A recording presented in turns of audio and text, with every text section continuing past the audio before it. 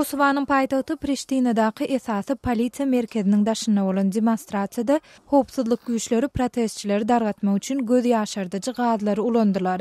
Şol bir wagtda protestçiler howpsuzlyk güýçlerine daş taňyp gaýtagul berdiler.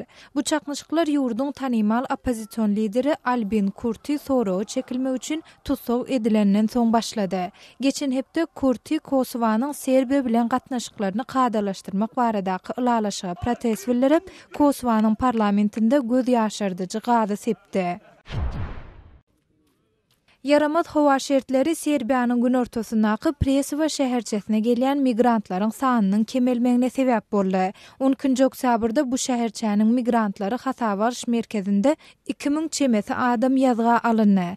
Geçen hepdäniň ahirinde bu görkeziji 10 000 barabardy. Şonda şäherçäniň esasy köçesi ýapylypdy.